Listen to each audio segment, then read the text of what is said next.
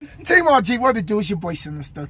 Hope everybody feeling good, feeling great, feeling blessed, working hard to be successful, because I know we are. Well, not right at the moment. We parked and stuffed because I treated Tammie to. We just sat and ate at the TA. First time I get to catch up with Tammie. She been in Team RG. We out here running, doing the owner operator thing. Trying to anyway. Right. So basically, y'all know I always bring y'all the trials and tribulations. Everybody got different struggles, and everybody got, you know, things they going through in life. And I do these videos so people know, like, when you're struggling, it seems like you're the only one going through it at the time. When you you like, until you sit down and you talk with somebody, you're like, yeah, I was going through that too. I've been evicted too. So for you being besides Tamara and D Silva, you're the third female trucking wise I did a video with. Oh, okay. How long you been trucking? I got. See, now I gotta.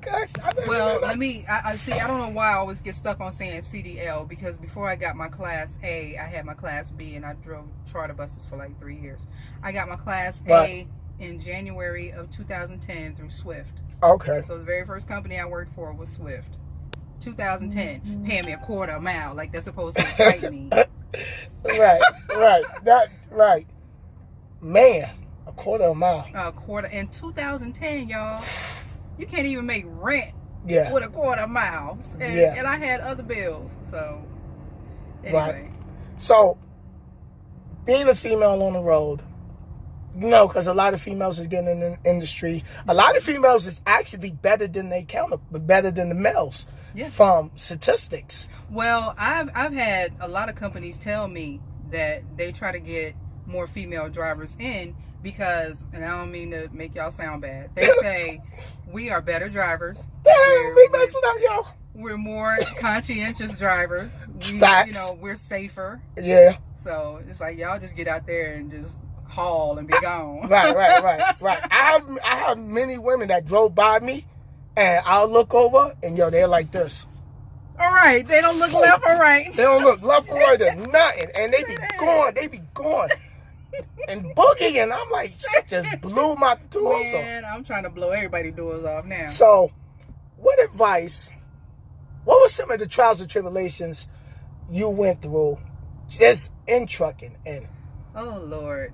Well, first of all, it's like, even though it's plenty of us out here and more coming all the time, there's still this thing that trucking is still a man's industry. Right. And that's just, that's not it.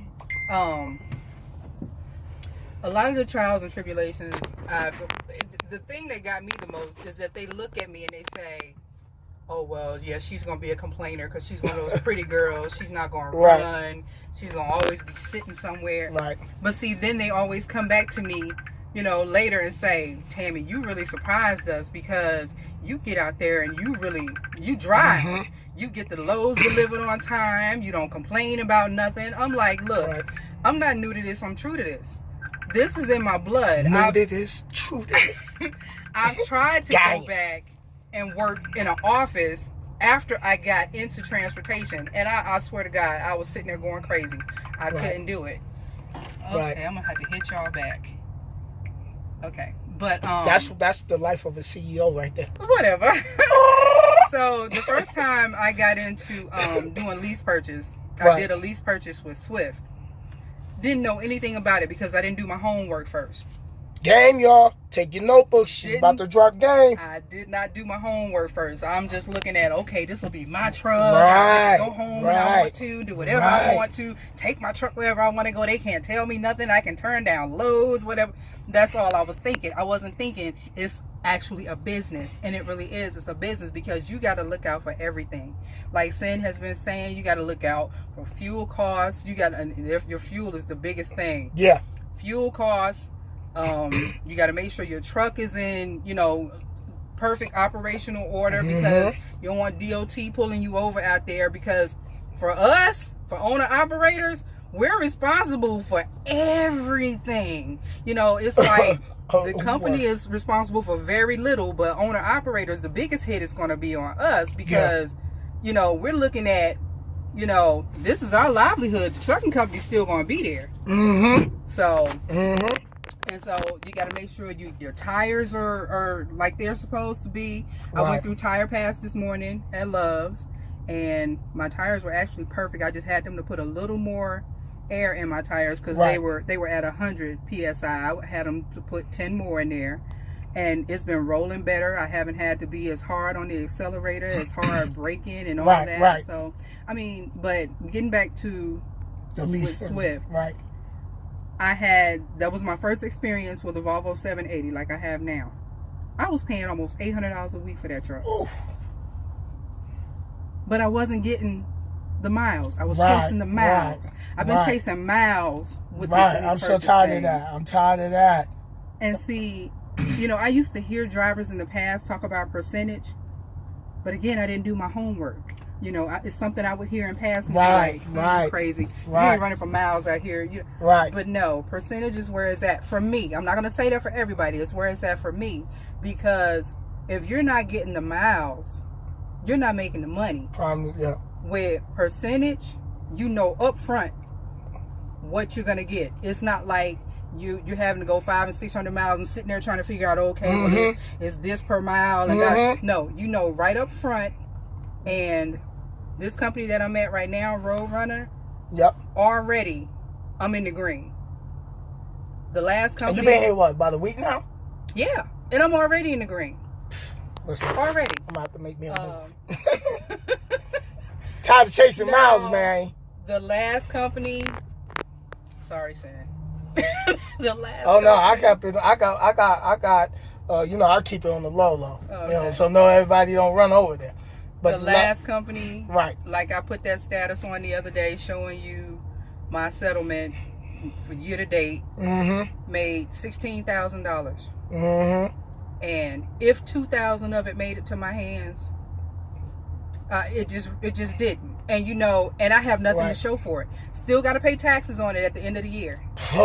And I'm like, okay, I made $16,000 in a month and a half, and I didn't even get $2,000 out of it. That hurt.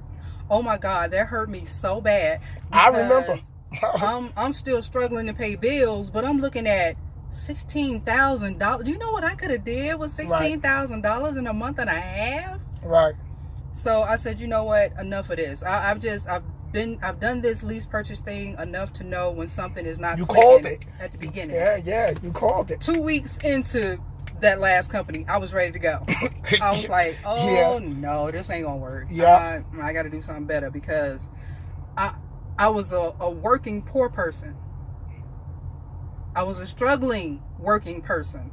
And you know, everybody struggle with bills and stuff, but I shouldn't have to spend a month or two away from home and still struggling. And not even making like 40 cents. You're making $1 and change, and you still struggling. Something got to give. Still struggling. Now, a lot of people have asked me, well, why do you keep trying lease purchase? Somebody's lease purchase has to work. Yeah. It has to. And I'm thinking this is going to be it. I'm at Roadrunner now. I'm not going to tell I'm not going to be secretive about it. I'm at Roadrunner, and I'm loving it. I am loving it. My very first run paid me over $2,500. Come on now. Come on. You know. But do your homework. Do your homework. Now, wait. Since you brought it up that you at Roadrunner and you doing lease purchase, I'm gonna touch the button that always get touched. Why don't you just put $3,000 away and go to the dealership and go? Okay. Here's the thing. Boy, I hate when people be doing that. Okay. Like, now, who got 3,000? 3,000, 5,000, or 10,000? For those that have the 3,000, if you want to do that, then fine. I'm gonna tell you why I don't have a problem with lease purchase. Any company, well, majority of the companies, they have walkaway leases. Yeah. And with a walkaway lease, you don't have to worry about if you fail at that company, you still looking at paying for a $100,000 truck that you're not making any income to pay for. And guess what? That's jacking your credit up. Okay, walk away leases, you can walk away from them and don't have to worry about that. That's when you do your homework. Do your homework with a walk away lease before you go and put your name on a truck that you are going to be financially responsible for, whether you make it or not. Right. So that way you can learn, okay, well, I learned over here that not to do this or not to do that. So when you come into your new experience, you can bring what you learned from there. Right. So I feel like every lease purchase that I failed on led me to this point. So basically, it goes back to my favorite saying. You have to fail your way to success. You have to fail your way to success. Because I failed. Because you learned what didn't work. Because that's what failure is. Yeah. It's what didn't work. But then when it's like your road test. If you fail your road test 3-4 times, as you keep failing, it's certain things you keep remembering not to do. Exactly. And then eventually you're like, oh, okay, I got it. Exactly. So, I know that turn is coming up here. I know that light is here. I know that light. It's like when you were little and you touched fire for the first time and it burned you, you know not to touch it again. So I already feel successful at Roadrunner, and I've only been here a week. I already feel successful. Right. That's because it's so, the atmosphere is different. Because I'm being paid percentage. I'm seeing upfront what I'm making before I even take the load. Yep, that's what I was saying. You chasing the miles is for the birds. It really is. You know, chasing miles is when you're a company driver and you just getting in the game. But when you start learning how to manage your fuel, and that's what I tell drivers, like when I was at night, I used to learn how to do my fuel over there. Right. It was their money I was messing up. So when I got to the point of me having my truck, I'm like, okay, now I know how to finesse the fuel. Right. So, because that's a big expense. Mm-hmm. Do you really want to run out west when the mountains, if your loads is heavy, that eat up fuel? And I don't know if y'all noticed, but it's like fuel is better on the interstates, but when you get to the coastal states, it's crazy. Right. If you're going I never even thought about that. If you're going into Cali, you better fuel up in Arizona. I had to fill up in New Mexico. Or whatever that state is before you reach Cali, like further on down, Arizona. You're going across I-10.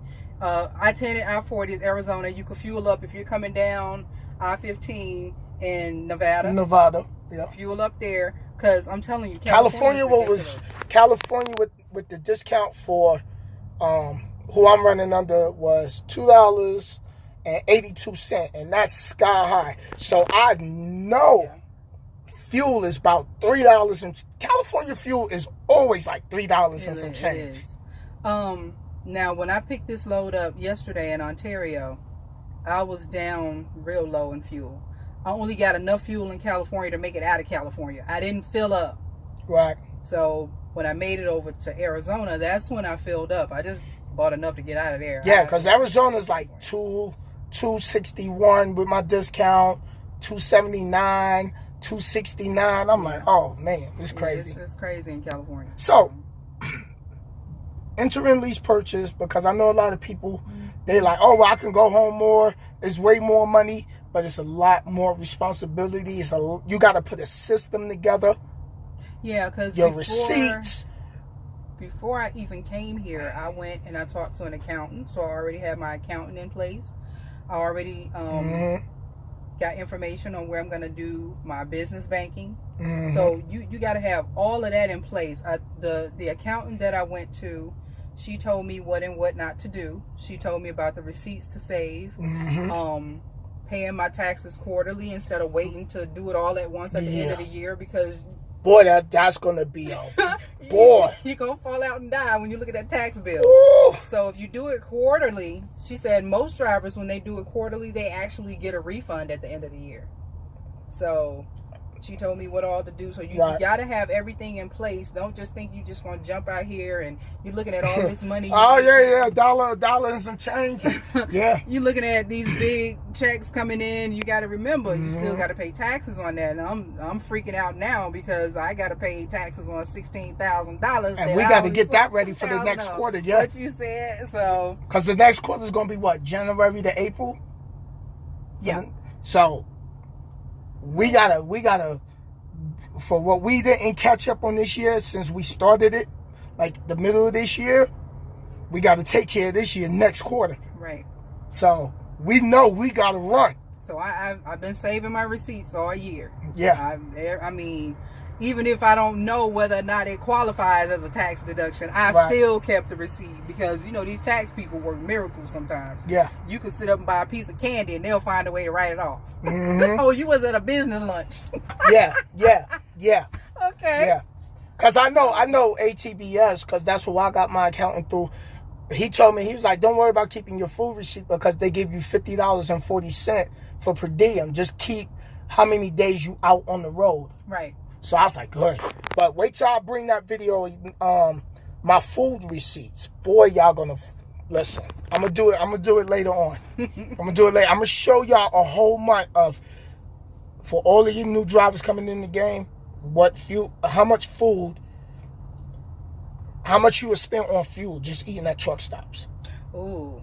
So a lot of truck stops I wouldn't want to eat at anyway because because we just ate. It was $30. Not just that, but and I hope Yeah, it doesn't gross anybody out. Yeah, some places. But I've been in the bathroom with women that don't wash their freaking hands when they come out, and the first thing you see them doing when you walk out is over at one of the food bars. At the salad bar. Oh Lord, it's like, At the are you salad kidding bar. me? You Yeah. didn't even wash your freaking hands. Yeah. I'm good. Holla. I'll eat somewhere else.